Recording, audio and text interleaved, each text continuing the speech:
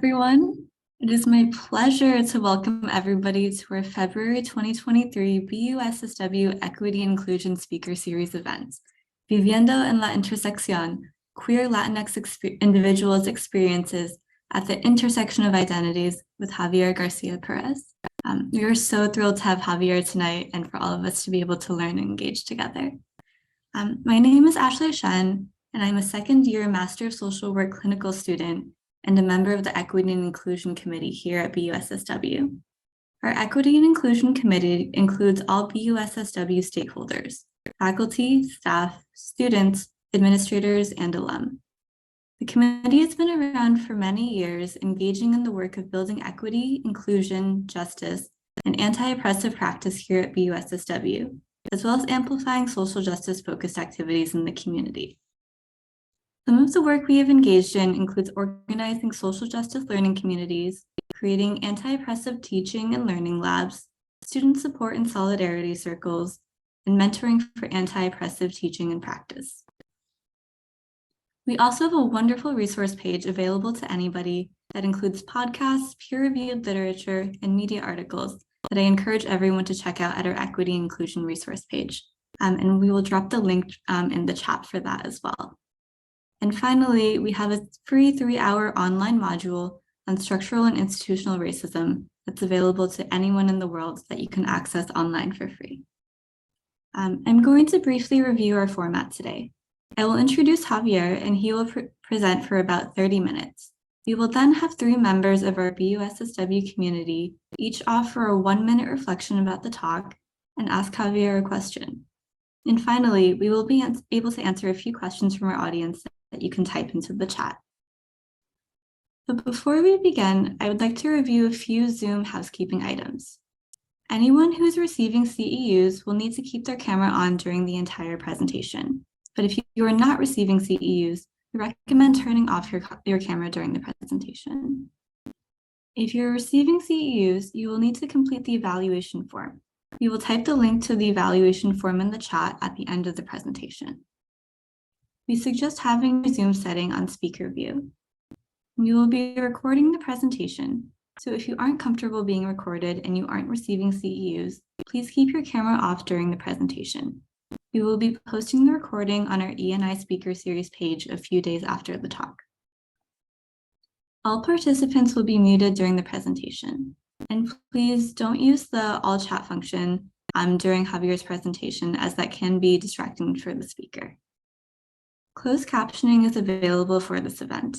You can access closed captioning through Zoom.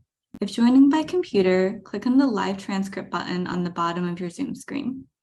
Once you click on live transcript, please then click enable to start the closed captioning. If joining by phone, go to settings, meeting, and closed captioning.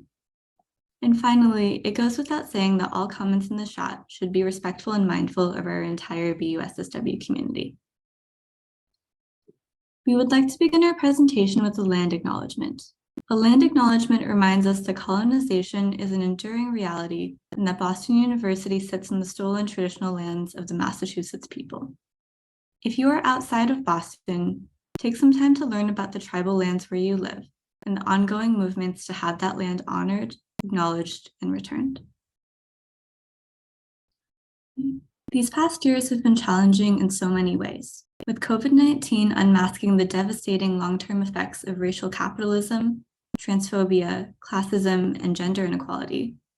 The timing of Javier Garcia-Perez's talk couldn't be more appropriate for a historical moment, where we as social workers, part of our world community, stand at a crossroads.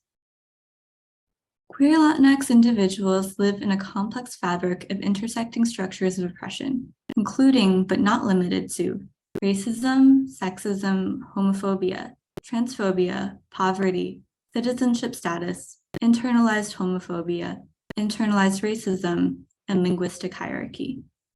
They are required to navigate complex identities that are often not understood or adequately researched, and we don't have a clear understanding of how they navigate their identities in relation to the structures of oppression.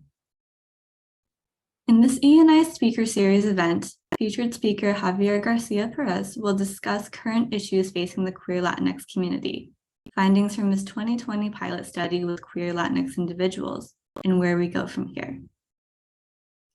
Javier Garcia-Perez is a PhD candidate in social welfare at UCLA. An interdisciplinary, intersectional, and community-centered researcher, he is focused on improving the quality of life for the queer Latinx community across their lifespan. He uses his lived experience as a first-generation, bilingual, queer Latinx social worker to inform his research. He earned his BA in Chicano Studies from UC Davis, an MA in Sociocultural Anthropology from Columbia University, and a combined MS in Nonprofit Leadership and MSW from the University of Pennsylvania School of Social Policy and Practice. Please join me in welcoming our BUSSW Equity Inclusion speaker, Javier Garcia-Perez. Thank you. I will go ahead and share my screen.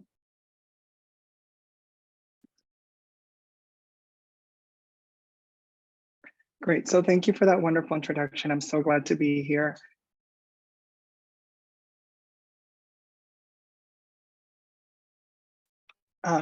So as mentioned, the topic of my conversation is Viviendo en Intersección, queer Latinx individuals' experiences living at the intersection of identities. Very quickly, I'll go over the agenda for today and what we will cover in the next 30 or so minutes. So as mentioned, I'll start off by putting the queer Latinx community in context. I'll define key terms and explicitly state what I mean by queer and Latinx, give a little bit more understanding of the queer Latinx in the US and what is the problem. I'll then go into queer Latinx experiences by giving a brief overview of the research and diving a little bit more deeper into 4 key findings. And lastly, I will talk about queer Latinx support. I'll discuss what all of this means, talk explicitly about supports, and then talk about next steps. So queer Latinx in context. To start off, I want to orient us in defining key terms. So queer, what do I mean by queer? Queer is an umbrella term for non-straight people and gender variant people. In academic research, it's often also referred to as LGBTQ, LGBTQ+, LGBTQIA, sexual and gender minority. However, queer is often used to adequately encompass a diverse and unique community that does not always fit into the categorized terms of LGBTQ+, and to represent a wider and growing community. Therefore, the term is used by community members, researchers, and the academic literature to describe a community who identifies with a variety of sexual and gender identities.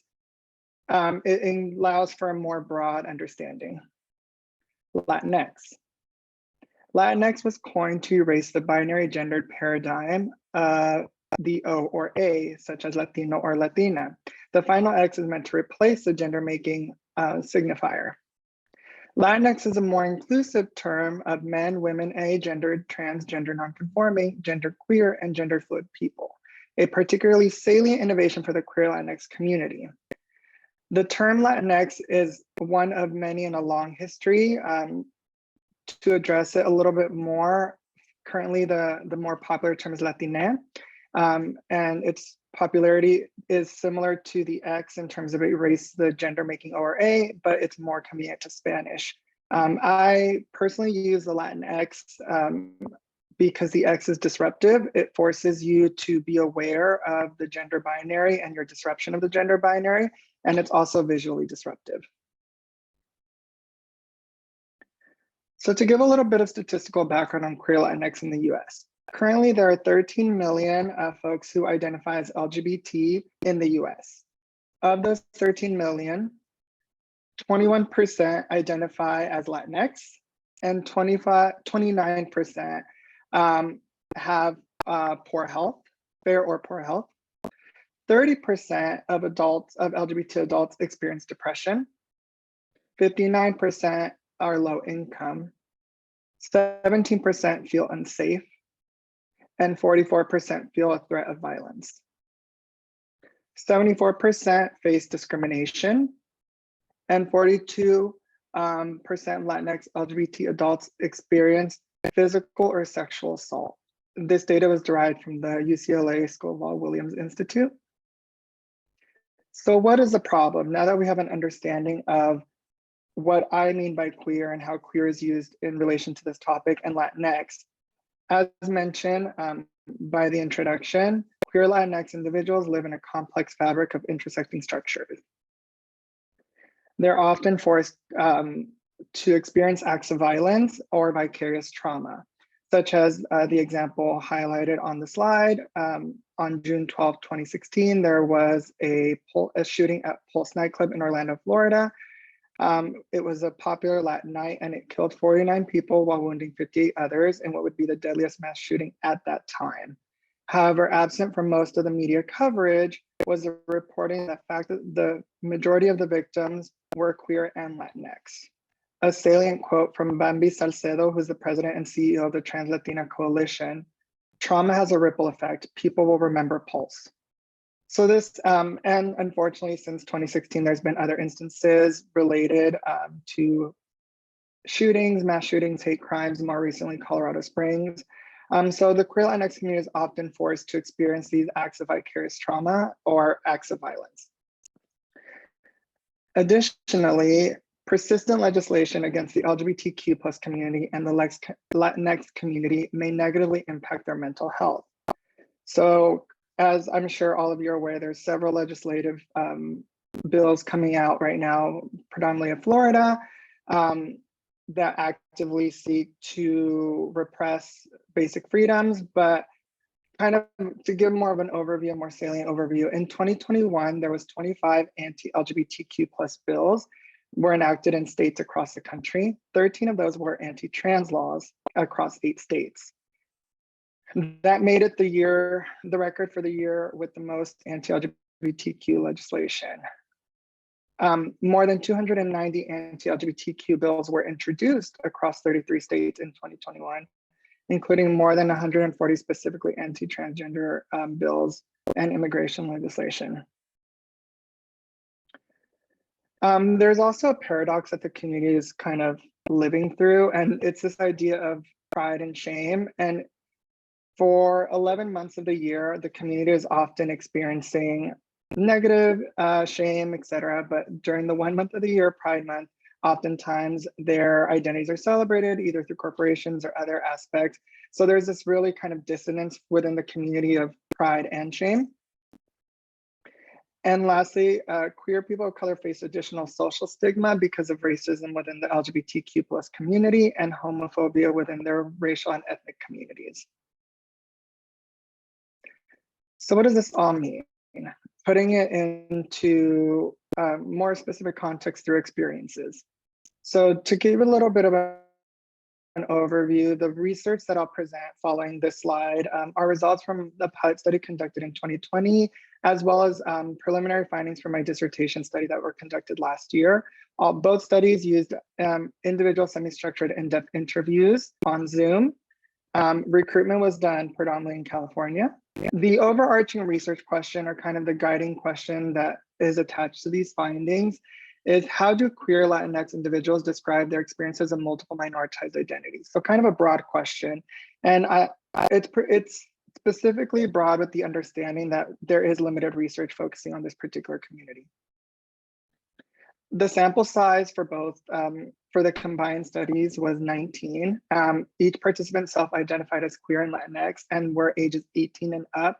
All participants, as previously mentioned, reside in the state of California. Recruitment was done via purposive sampling across different resource centers, organizations, community centers across the state of California, both in person and via social media and through email. So what did I find? What kind of came up? So 4 key themes surfaced. The first is navigating multiple contexts. The second is policing external and internal, and I'll touch on that when I get to that part. The third is identity management, and the fourth is queer fear. So navigating multiple contexts. Participants express distress having to navigate multiple contexts, including but not limited to societal level understanding, social media, religion, and family. They expressed fear and fatigue constantly having to be self-aware. In terms of societal level understanding, a participant specifically highlighted, obviously in specific states where they're passing all these systemic bills to ban different members of the queer community, and in terms of walls, and then in terms of economics, queer folks have always a harder time finding a safe place to work or even live. Obviously, it's not going great. In terms of social media, a participant highlighted, you just see a lot more hate. There's always been homophobia, transphobia.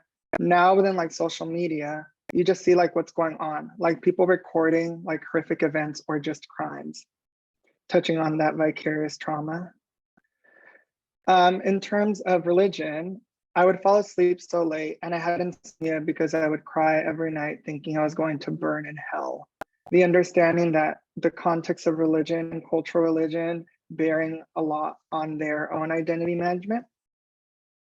And in terms of family, the fear of them finding out was terrifying. Yeah, so I think that fear holds me back a lot. Participants expressed a visceral fear of family persecuting and or finding out their identity, if you will. This leads into kind of the second overarching finding. And as I mentioned, when I went over the initial slide, policing kind of happened in two modes, policing externally and policing internally. So in terms of external policing, and this ties into the family context, participants expressed feelings of cultural and gender policing. Their every behavior, presentation, and mannerisms was subject for comment. Some examples include the Latinx community is very, very rigid, and you're not really allowed to explore different parts of your identity or different skills. My sister and I had to stay inside and clean the house and learn how to cook. And to this day, I still don't know how to mow the lawn. So definitely gender roles were a big thing in my household. I feel like everything I do is policed down. This participant is explicitly stating that their entire existence is funneled through this kind of external policing that's provided both by family, but also contextual factors. Learning how to dance, especially with music that it's culturally so gendered in terms of how to dance. And being told always, oh, you can't dance because you're always trying to lead. You're supposed to follow, and I'm just trying to dance.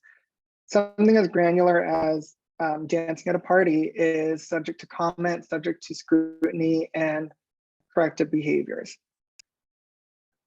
This in turn led to kind of internal policing. So participants began to internalize the cultural policing and began to police their own behaviors and thoughts. Every action went through filters and was measured, every movement with my hands, the way you would walk, the tone that you would speak in, the way you pick things up and put them down, how deep the voice is every single time. Participants understanding that their entire kind of presentation is being funneled through their own filter based on their kind of internal or external priming. Taking on a lot of social cues of what other people perceived me as. And it's okay, so these parts of me are bad because they're different and they're not normal, because normal kids dress a certain way and their parents look a certain way and talk a certain way. Again, these kind of external factors are creating an internal filter through which individuals then know how to interact with the world or are forced to interact with the world. This leads to identity management. So identity management was often required for exploration, safety, or survival. So in terms of identity management, it's as it sounds, participants expressed feelings of needing to manage their identity, almost code switch, if you will, similar to the previous finding in terms of a filter. They started to develop various filters for different social interactions. And so participants highlighted requiring to manage their identity for exploration. So a participant highlighted the different personas you kind of like create within yourself, especially being first generation and being from two different cultures. It's like you have your Mexican side, you have your American side, and you have your queer side. This participant is highlighting the need to compartmentalize their various identities or to manage their identities to allow for exploration within each individual identity and to put them in conversation. However, identity management also was necessary for safety. It was, I was a freshman and I was like, you're going to watch more basketball because that's what your brothers do. You're going to delete all your music, all your pop girls like Britney Spears. You're going to download Christian music because it's going to be easier that way. This participant is showing how at a crucial time in their life, that's freshman in high school, they made a conscious choice to create an alter ego, if you will, or manage their identity by looking at kind of stereotypical traits of masculinity, relying on Christian music to essentially create safety for themselves and safety for their own identity. Lastly, identity management for survival.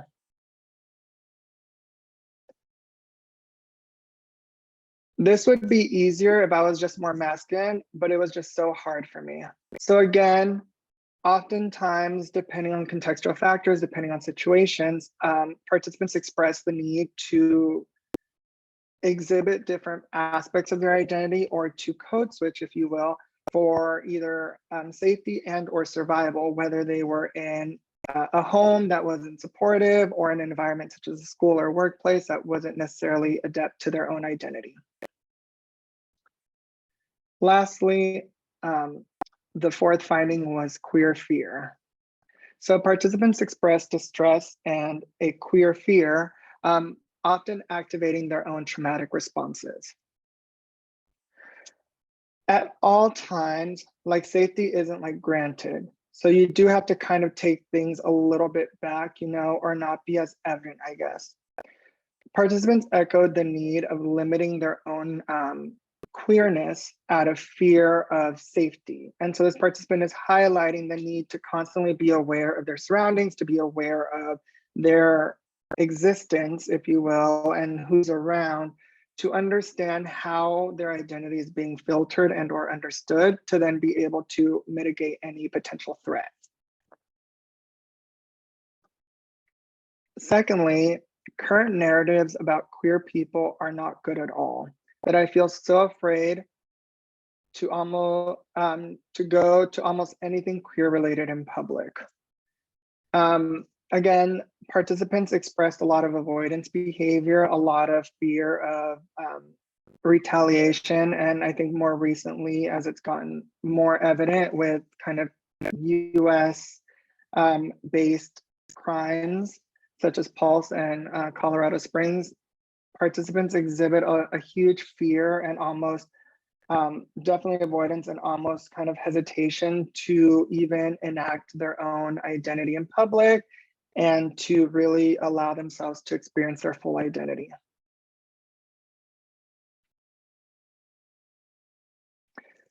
So what does this all mean? And how can the queer Latinx community be supported?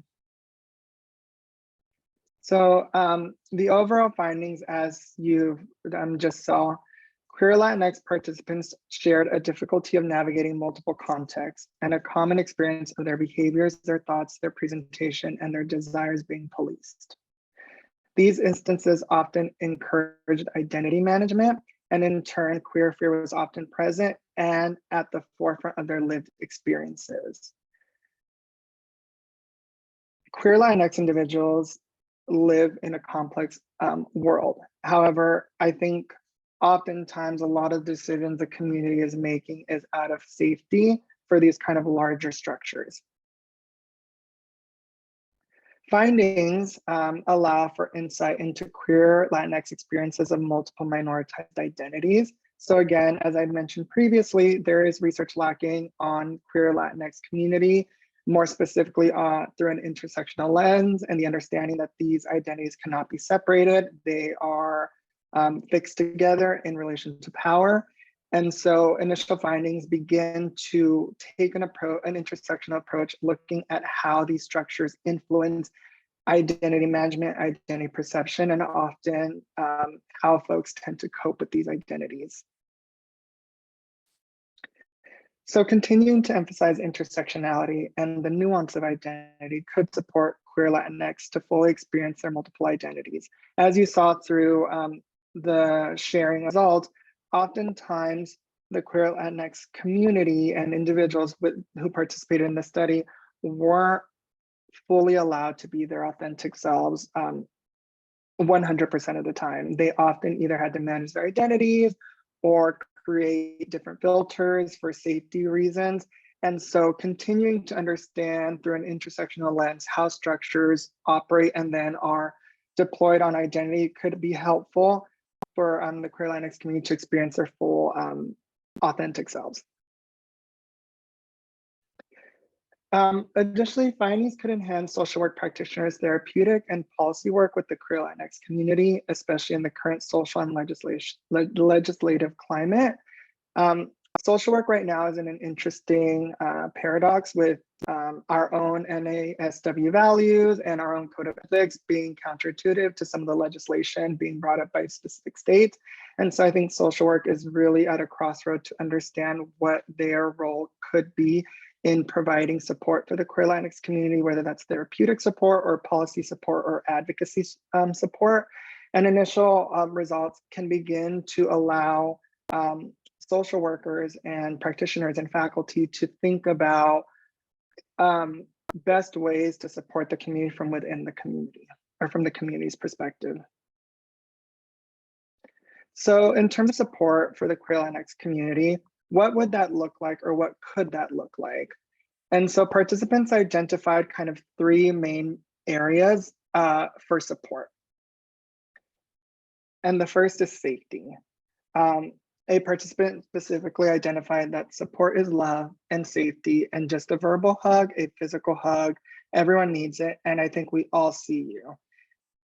The kind of basic concept of safety is so kind of ironic to mention, but it's so salient that it's often not even thought about. So kind of one of the best ways to support the queer Latinx community is to create safety in all capacities. Physical safety, emotional safety, etc.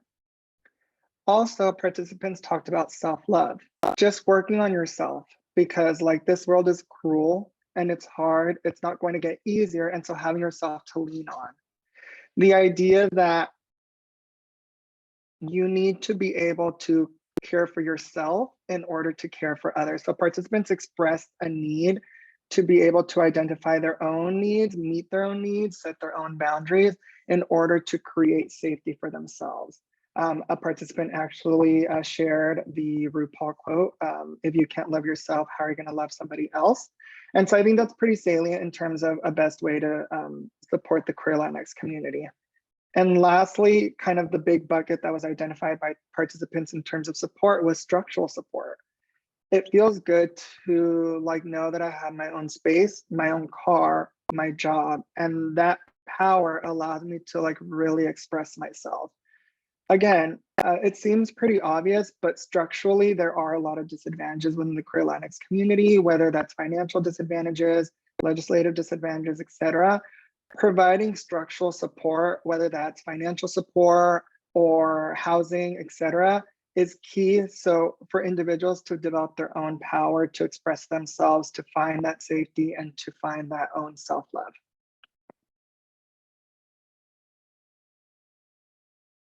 So in terms of next steps for my work and for working with the queer Latinx community, so to continue to work with community members to develop culturally responsive, tangible, and community-informed resources.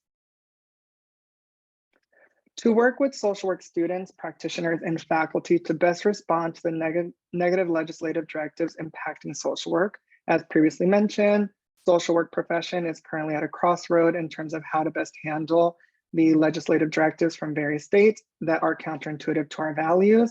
And so thinking through what that could look like, what that should look like. continuing to produce community-informed research. As mentioned in the introduction, I see myself as a community-centered researcher, and a lot of my work is informed by the community. And so continuing to allow the community to dictate what the research looks like and what's being produced. Thank you. I feel like I went pretty fast, but I will go ahead and stop sharing my screen now and open it up for questions. Thank you so much, Javier, for that really lovely and wonderful presentation. I don't often think about love and research together, but everything that you shared is right there. That's community love, that's love in research. So just really, really grateful that you were able to share that with us tonight. So I would like to introduce our first reflector, Julia D'Angelo. Julia is in her first year of an MSW here at BU, where she is focusing on liberatory anti-oppressive practice.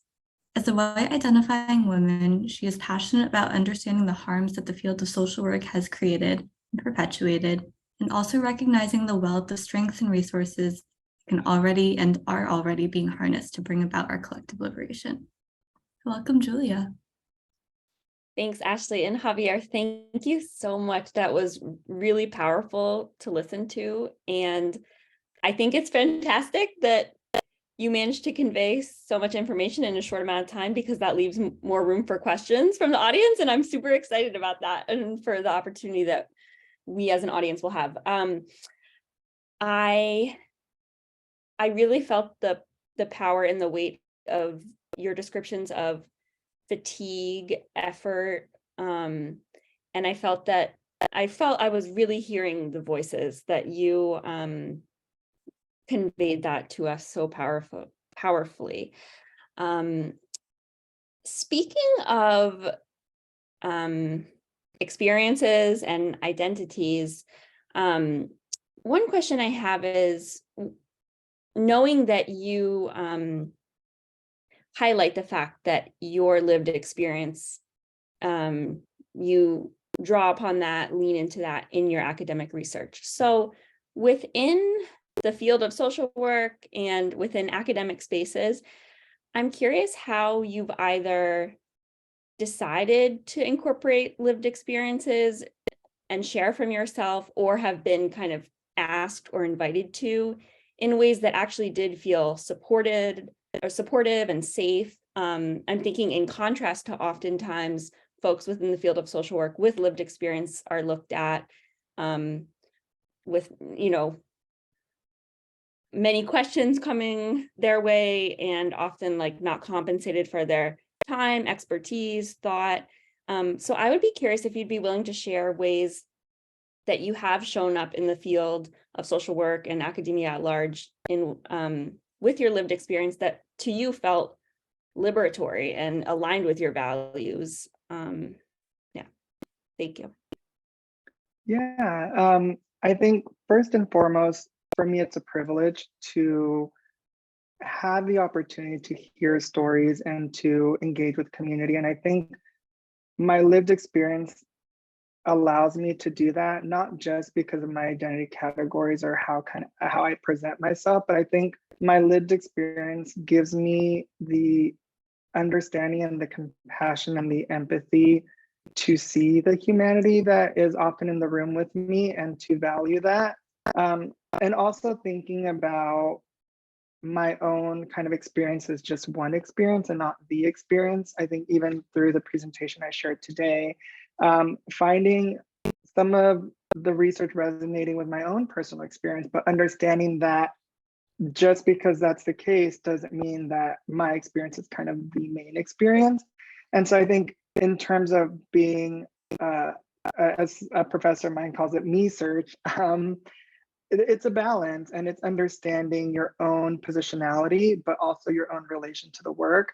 And I think, as Ashley mentioned, my own identities kind of allow me to infuse love into my work and make meaning behind the research. It's not just data or kind of lived experiences. It's really trying to support in multiple ways. And I think the freedom and the understanding and the intention of approaching my work through that has allowed me to kind of hold on to my values as a researcher, but as well as like a lived experience.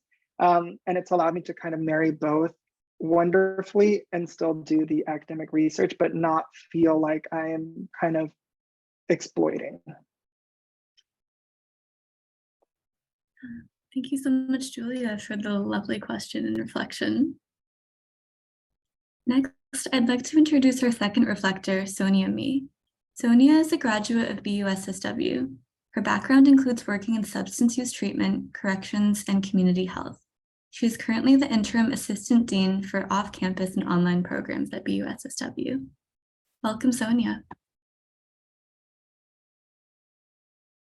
Thank you, and thank you for a wonderful presentation, Javier. I really enjoyed listening to your research. A couple of things that really stood out to me was one of the earlier slides with the statistics was really powerful. It's just like, wow, just to see it all in one with all those numbers. And I'm a numbers person, so it just really stood out. And another piece that also stood out, and I believe the participants in your study were around the age 18, 19, is that correct? So just to hear, so that's such a formative age where, I'm thinking about students going off to college, trying to figure out who they are and having all of those cultural pressures of, to be a certain way as they're just trying to figure out who they are in general. It just was really something that stood out to me. So thank you for sharing. And I really appreciated hearing their words as it relates to their experience. My question for you is for social work students or practitioners who really want to get more involved in the legislature, what would your recommendations be and how to get involved, how to have their voice heard, and how to really take a position on different matters to sort of combat those negative legislatures against that are out there? Yeah, and I think before I kind of get to the question, so in terms of the participant age group, it was actually 18 and up, so the age range varied, but I completely agree with you. And kind of related and unrelated, research with youth populations is definitely necessary, but because of bias and kind of community politics and community care, researching youth in the queer community is very challenging in terms of disclosure. Some youth aren't out. And so even just generationally, thinking about, some participants mentioned generationally, folks who were older mentioned how current generations of youth seem to be more accepting or more aware through social media. So I think that's an interesting point. In terms of policy and legislation and kind of support, I think that's one of the most easiest entry points in terms of support. And it can mean many things. It can mean something as simple as writing your own personal legislator or joining a coalition. There's several organizations that are already doing the work. As I mentioned, a quote from Bambi Salcedo, who runs the Trans Coalition here in LA. So they're often doing a lot of advocacy work. So students and practitioners can do their own individual advocacy work locally with their own communities. They can also move up to kind of state legislation, or they can engage with other groups that are already doing the work. And I think it just depends whatever folks are most comfortable with. But I agree, and I think policy work is kind of the best entry point to start to advocate. And based on the presentation, oftentimes a lot of the advocacy does require privilege. So myself as a student, I do have more privilege than some of the participants. So I'm able to advocate a little bit more. Great, thank you. Thank you, Sonia, for the fantastic reflection and question. I would like to introduce our final reflector, Danny. Dr. Daniel Jacobson Lopez is an assistant professor at Boston University School of Social Work. Dr. Lopez is also visiting faculty at Yale University, School of Public Health, and Reed's Fellow at the Center for Disciplinary Research on AIDS at Yale. His research examines how sociopolitical systems engage with gay, Latino, and/or Black sexual assault survivors and the health services provided to them. He also researches the effects of COVID-19 on people living with HIV/AIDS, and most recently, involved in research regarding reducing stigma against Ghanaian MSM. So welcome, Dr. Lopez. Great, thank you so much. It's always a pleasure to see you again. And hear you present. It's always some of the best presentations I've heard. So first of all, thank you for doing the work regarding Latinx, Latina, LGBT folks. So I think it's something that definitely is minimized and not paid attention to in social work and other areas as well. So obviously, I really love the research you're doing, right? I think qualitative research really gets to the heart of what's going on and really addressing the intersectionality of their identities. So one thing that really stood out to me was we talked about, right, was identities, racial, ethnic, sexual orientation, gender identity, and how that can, I think, at times can be overwhelming for folks, right? And also poorly understood among those on the outside. And one thing also that I really love the three areas: the safety, the self-love, and structure, particularly for this community. So my question is, and I think great policy was already addressed, but as far as those who are practitioners, particularly those who don't belong to the different identities, who might be white and or heterosexual, et cetera, what ways do you think they can best engage with the community if they don't belong to the community, in order to be helpful, but not in a appropriating manner? Yeah, and I'm so glad you asked that question, because oftentimes I really want my work to be applicable. And so thinking through what could the work do, and I think oftentimes even just knowledge and understanding, and through a lot of my work and really kind of the baseline for community support is really just psychoeducation. And it's for both community members, but also practitioners to understand the where the community is at in terms of their identity management, and how their identity management is often filtered through various different understandings. And what I mean by that is, objectively through the findings of safety and self-love, it's just like, oh, let's just work with the community and teaching them boundaries, right? But boundaries is such a Western ideology, especially thinking about cultural context in terms of family, and family comes first, et cetera, et cetera. And so thinking about where the community is at is kind of step one, both for community members, but then also for practitioners. And then it's really working in partnership with community and where they're at in terms of their own kind of filter. I think it's getting a little bit more challenging, I'll be honest, with kind of the structural piece in terms of like US happenings. I think every day we all wake up and it's something new, and it's something kind of different. And so thinking through how could support be enacted, knowing that we live in like a volatile world where structures are always in place.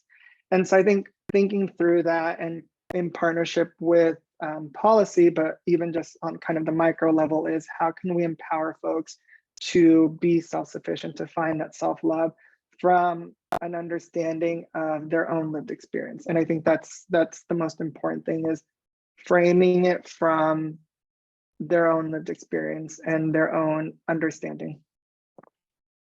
That's it. Thank you so much, Dr. Lopez, for the question and the reflection.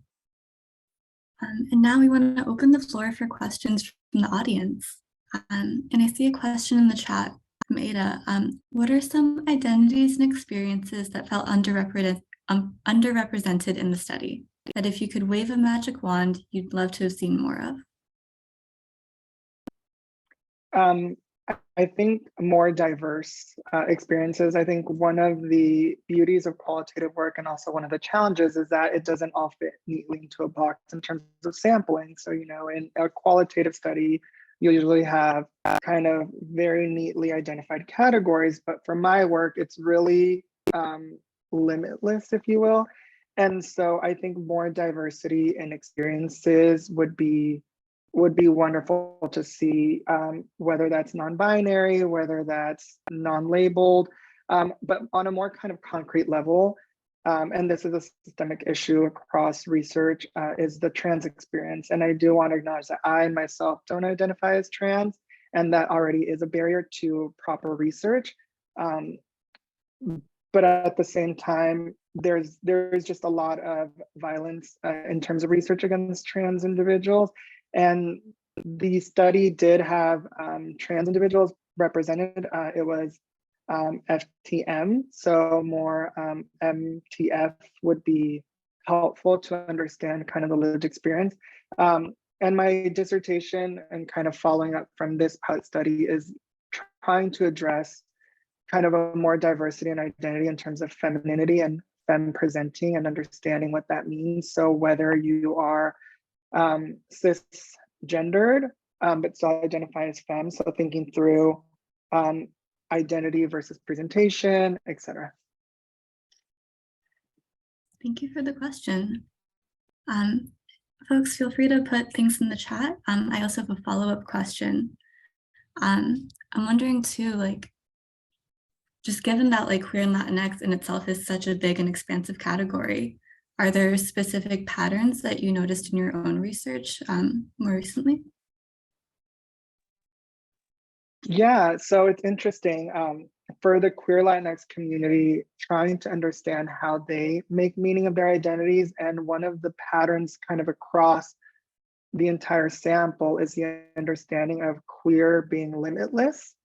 And so we often think of kind of identity categories as a means to attach ourselves to something. And a lot of the participants gravitated towards the idea of queerness as creation, as limitless. And that almost gave folks kind of the inner strength to understand that their presentation, their existence, their entire being is as it should be, because there are no limits. And so looking at even homonormativity or heteronormativity, there is kind of binaries and there's set parameters. And so regardless of how folks identified, whether they was gender and identified as gay or trans, masc, and queer, there was a common understanding of the expansiveness that they can occupy, and that it's all evolving. It's not static. So just because they identify as queer today doesn't necessarily mean they'll identify as queer tomorrow, but what they kind of hold on to is this idea of evolution and limitlessness, which I thought was really fascinating and makes it more complicated to do research because instead of kind of narrowing categories, they're kind of expanding, but it also is really helpful to understand how folks are making meaning of their identities and finding meaning in kind of the structures that are set in place. Yeah, that is such a lovely and life-affirming reflection. And like, you know, my queer Asian heart is fluttering right here. Yeah. In the chat, we have another question from Jose. Do you see any differences in the experience of immigrant individuals between first generation and later generations being more detached from their native Latinx culture? There was. So for the dissertation, I started to try to find different patterns. So as I mentioned, all of my research is based in California. And as I'm sure you've realized, a lot of my research is contextual based on kind of what they're operating in. But for the dissertation, I did start to think about generationally where folks are and whether that played into it also linguistically. And so, yes, there were some differences in terms of attachment to culture, in terms of attachment to kind of the Latinx identity. It wasn't necessarily like a direct relationship where second generation, they were less Latinx, but there was more of a trend. Oftentimes what I started to see was folks who were second generation. That means their parents were first gen, either educated here. And so there was also this piece of kind of denial of their Latinx identity for safety and, you know, kind of this linguistic cutoff because they wanted their children to know English. And so thinking about generational context as well, you know, what was happening when their parents were kind of growing up that they felt the need to say like, okay, no, we're going to kind of diminish this identity for you as a response to safety. And so now it's kind of they're grappling with what that means for their kind of overall identity. Thank you. Next, we have a question from Melanie. Thank you so much for your presentation. How do we address the negative impacts of suppression of identity, along with holding oppressed identities across the lifespan? Some of your participants were sharing stories from when they were so young, and I would be curious to know about how identity suppression has lasting impacts, such as on health outcomes over time. Yeah, and that's actually, I'm so glad you brought that question up.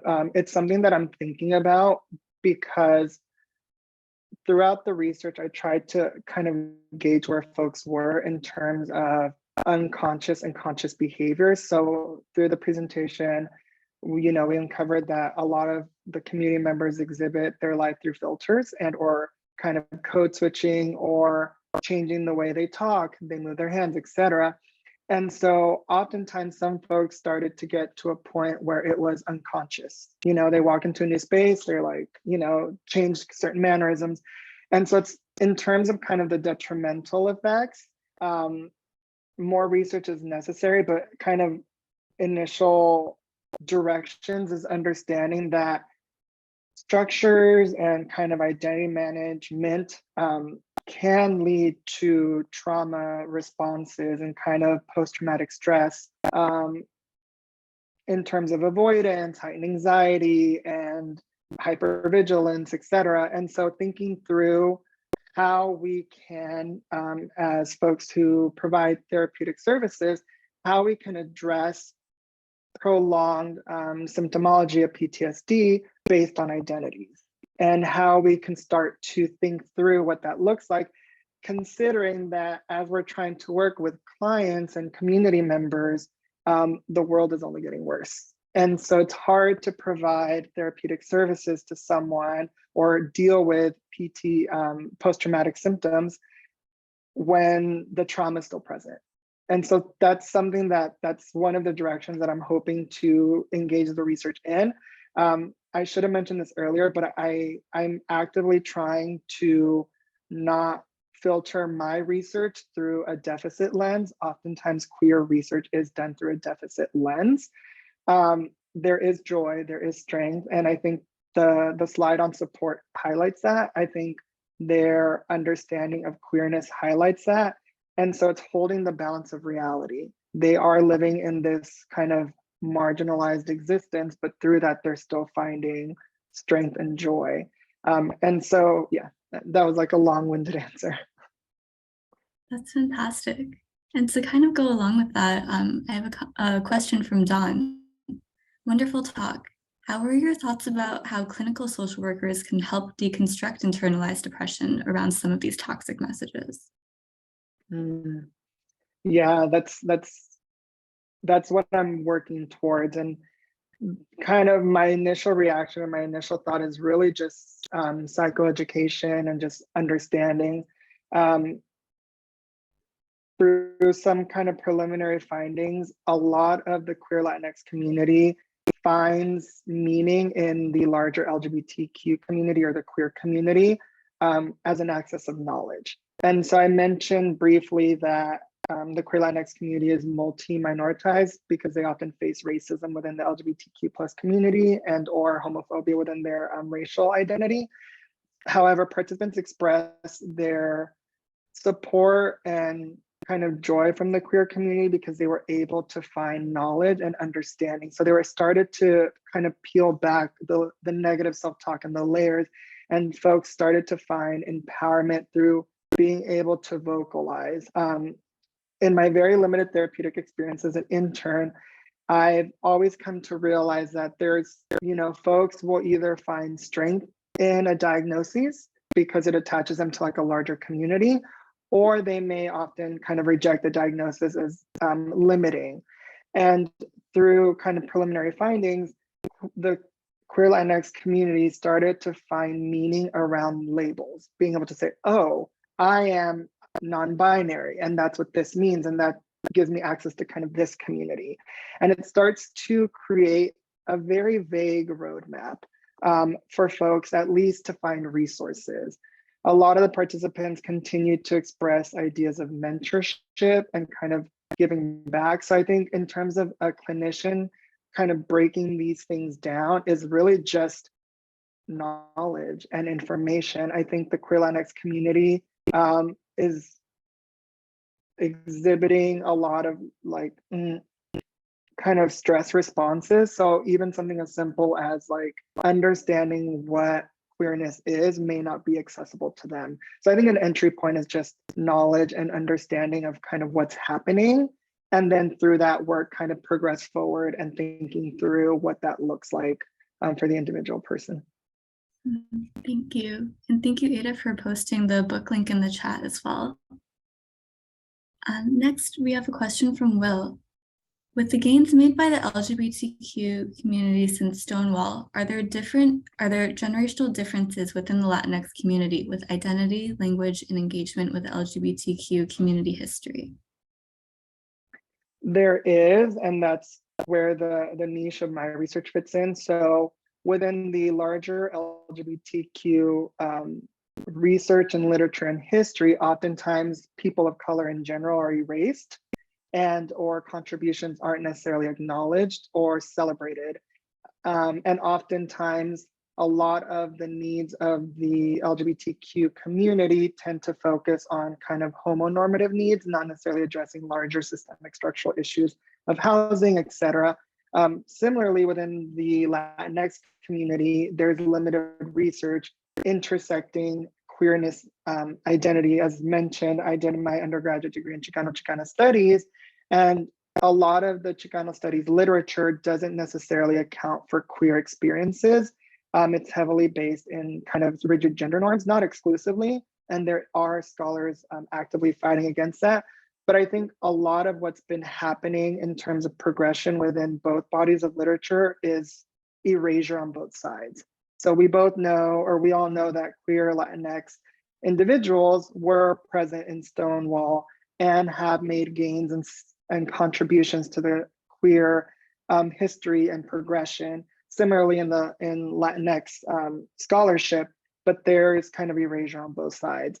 And so a lot of the gains aren't necessarily acknowledged. And I think that tends to affect the queer Latinx community. A lot of the research for community tends to look at disease prevention and or kind of more structural things, not necessarily meaning making or kind of identity processing. Thank you. We have time for a couple more questions, so feel free to throw your questions in the chat. A question that I have to follow up on that is, how do we uplift your research, like uplift and amplify? I don't know. I guess one of the things that I'm always thinking, that's actually one of the things that I'm always thinking about, because and I would love folks to kind of give some 2 cents in the comment as well, is I'm trying to find ways that my research doesn't live just in the academy. It's digestible for community. It's useful. And so one of the things that I've been trying to do, and I feel like so many on this conversation are doing, is Twitter and other forms of social media, and kind of thinking of breaking beyond the academy. And also my writing style is trying to be more accessible and understanding. And just an anecdote, one of the things that I know if I'm doing well is I have conversations with my mom at the breakfast table.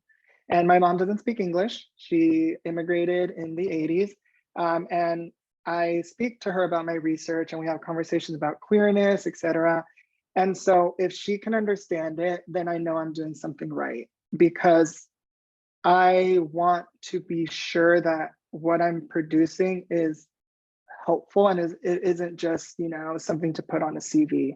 And so I would love other people's inputs in the comment as well, but Twitter conversations and pushing myself to actively engage with other folks in any capacity.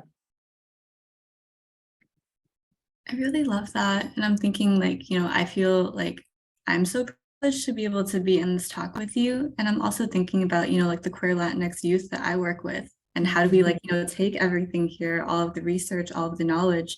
How do I use that clinically to really and affirm their identities and experiences?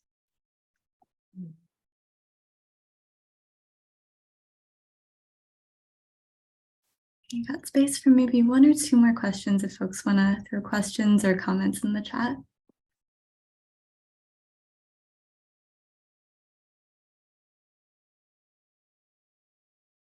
Another question from Will, how do we preserve the voices of Latinx past? I think qualitative research is kind of the best way. There's a lot of different types of qualitative research, so oral histories, testimonials from the Chicano studies side, and testimonials translate to testimonies. So qualitative work is so important, and I'm going to kind of say that proudly because oftentimes it's not seen as rigorous in terms of research, but it's so necessary and important to document history and identity, meaning making, etc. And so I think even just simply in conversation with clients, encouraging them to note down their own history and giving them the space and empowering folks to understand that their own stories matter and their own stories are worthy. Even in doing the research, without a doubt, every participant would always end the session by thanking me and saying that they've never had the opportunity to put all of these identities in conversation. And while that's gratifying, it's also very disheartening and sad because they've never had the opportunity to just think about their existence and without any filters. And so even just empowering folks to understand that their own stories are powerful and are worthy of telling, it's a really wonderful experience. And I think through my own research, that's one of the key takeaways that I've been able to experience is the immense privilege I have to be witness to these folks' stories. Thank you. And really just want to uplift what Dawn is saying in the chat about the liberation health methodology of rescuing the historical memory of change. That's a perfect example right there. And do you have a person who, like a hero or a heroine that you look to for that? In terms of? Just like, you know, when you're talking about like the stories that you hold up, do you have a person that you have in mind? I think I have like the semblance of a person. And what I mean by that is I've been privileged throughout my career to hold stories. And I mentioned my very brief clinical experience as an intern. That's actually what led me to do research. During my MSW, I was providing therapeutic services to newly arriving immigrants from Latin and Central America. And as a first-year clinical student, I had to process what I was learning in the classroom, not just culturally, because it's very Eurocentric methodologies, but also linguistically. None of my clients spoke English. And through that experience, I was working with an individual who was originally from Mexico, who was HIV positive and was going to get deported. And he had immense fear of his HIV status, but then also his queerness. And through that experience, I realized a lack of research for practitioners and just in general of the understanding of intersectional lenses.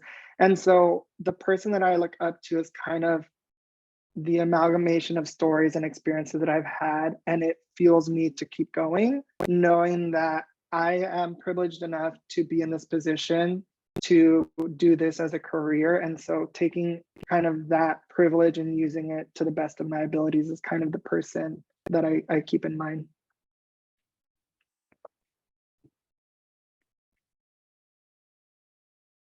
I think you're muted. My bad, thank you. Javier, thank you so much for just sharing all of your research and just everything that you've been doing with us. And thank you so much everyone for being here tonight. So I want to thank our insightful reflectors, Julia, Sonia, and Dr. Lopez, and our amazing behind the scenes doc student and tech assistant, Melanie Morris. And just want to have a reminder that if you are getting CEUs, you must complete the form using the link that Melanie is going to put in the chat. And in the movement, we like to say that the path to justice is more like a marathon and not a sprint. So everyone take good care because we need all of you to create our new world. And our next speaker series event will be on Thursday, April 27th at 5:30, where we will have a presentation on disability justice. And our director for the Center of Innovation and Social Work and Health, Ellie Zambrano, will moderate. So thank you, Javier. Thank you, everyone, and take good care. Thank you, everyone.